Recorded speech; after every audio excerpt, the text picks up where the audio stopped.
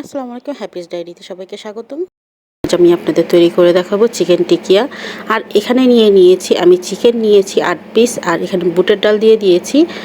আমি আগের থেকে রাত্রে ভিজিয়ে রেখেছিলাম, সকালবেলা উঠে আমি এখানে বয়েল করতে দিয়ে দিয়েছি। 1 কাপ পরিমাণ আমি এখানে বুটের ডাল দিয়ে দিয়েছি। আর এগুলো সব কিছু আমি সেদ্ধ করে নিব আর পানিটা শুকিয়ে নিব। আর এটার মধ্যে মশলা দিতে হবে 1 চা চামচ পরিমাণ কালো গোলমরিচ, লবণ দিব 1 চা চামচ পরিমাণের, আর এখানে জিরে গুঁড়ো দিয়ে দিচ্ছি 1/2 চা চামচ পরিমাণের, গরম মশলা গুঁড়ো 1/2 চা চামচ পরিমাণের এবং ধনিয়ার গুঁড়ো 1/2 চা চামচ পরিমাণের। এগুলি মশলা দিব। আর দিব 3 থেকে 4টি পরিমাণ শুকনো কাঁচামরিচ। এটা দিয়ে সেদ্ধ করে নিব। আর সেদ্ধটা পানিটা মাখা মাখা হবে, ভালো মতো সেদ্ধ করে নিতে হবে, তাহলে টিকিয়াটা অনেক সফট হবে। এত আবার জুসিনেস থাকার জন্য আপনাদের অবশ্যই একটু সামান্য পানি থাকবে, তখন নামিয়ে নিতে হবে। আর আদা রসুন পেস্ট দিয়ে দিলাম 1.5 চা চামচ পরিমাণের, রসুন দিয়েছি 1/2 চা চামচ, আদা দিয়েছি, আদা রসুন পেস্ট দিয়েছি 1 চা চামচ পরিমাণে, দিয়ে ভালো মতো উপকরণগুলো মিক্সড করে নিতে হবে একটি চামচের সাহায্যে। এখন আমি দেখিয়ে দিচ্ছি কী রকম হবে দেখতে। আর আমি এটার মধ্যে দিয়ে দিয়েছিলাম এলাচ, দিয়ে দিয়েছিলাম 3টি। সুন্দর করে কুক হচ্ছে, অপেক্ষা করব 15 থেকে 20 মিনিটের মতন। যখন হয়ে যাবে আমি হাতের সাহায্যে কিংবা আপনারা চামচে কাঁটা চামচের সাহায্যে মাংসেরগুলো ছাড়িয়ে নিতে পারেন। চাইলে আপনারা যেগুলি বড় পিসের মাংস আছে ফার্মে মুরগির মাংস দিয়ে আপনারা তৈরি করতে পারেন, কিন্তু আমি পাকিস্তানি কক মুরগি দিয়ে তৈরি করেছি। এটাতে অনেক সুন্দর ফ্লেভার আসে। আমার বাসায় ব্রয়লার মুরগিটা খাওয়া হয় না, এটার জন্য আমি এই মুরগি দিয়ে তৈরি করেছি। আমার 2টি মুরগি নিয়েছিলাম।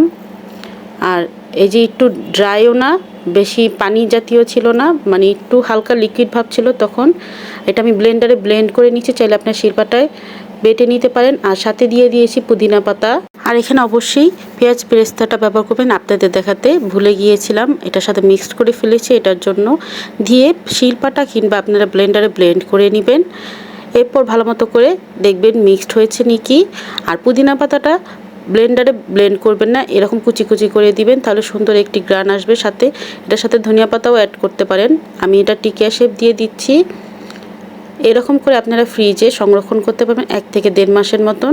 আপনারা যে কোনো সময় এটা ফ্রিজ থেকে বের করে 10 মিনিটের রেস্টে রেখে দেন। আপনারা এটা ডুবন্ত তেলে ভেজে নেবেন, তাহলে টিকিয়াগুলো দেখতে যেমন সুন্দর হবে, খেতে অনেক ভালো লাগবে। সাথে সাথে এটা ভাজতে যাবেন না।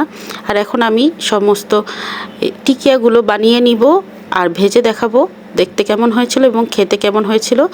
রিভিউটা আমি পরে দিচ্ছি, আগে তৈরি করে দেখাচ্ছি, দেন আপনাদের বলবো কেমন হয়েছিল। খাওয়ার পর সবাই অনেক প্রশংসা করেছে। এটা আমার ফার্স্ট টাইম বানানো হয়েছিল। আমি সবসময় দেখেছিলাম আমার মা কীভাবে তৈরি করে, আমি সেই রেসিপিটাই আপনাদের সাথে আমি শেয়ার করেছি। আর এক এক করে আমি ভেজে নিচ্ছিলাম টিকিয়াগুলো।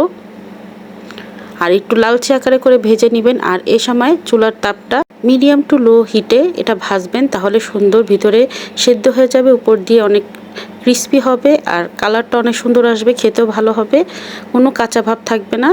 সুন্দর করে সময় নিয়ে এটা ভাজতে হবে। ভাজতে 5 থেকে 6 মিনিটের মধ্যে ভাজা হয়ে যাবে। আর গরম পোলাও, বিরিয়ানি কিংবা ভাত কিংবা রুটির সাথে পরিবেশন করতে পারবেন। আমার আজকের এই ভিডিওটি যদি ভালো লাগে থাকে, প্লিজ আমার চ্যানেলটি সাবস্ক্রাইব করবেন, আমার পাশে থাকবেন। নিত্য নতুন রেসিপি পেতে চাইলে আমার নোটিফিকেশনটা ওপেন করে রাখবেন, যাতে নিত্য নতুন রেসিপি আপনারা সহজেই পেয়ে যান। আমার আজকের রেসিপিটি কেমন হয়েছে কমেন্ট বক্সে জানাতে ভুলবেন না।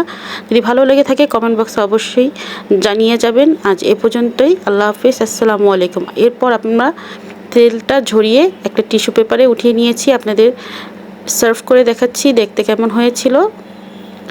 দেখতে বেশ আকর্ষণীয় হয়েছে, খেতেও বেশ মজার হয়েছিল।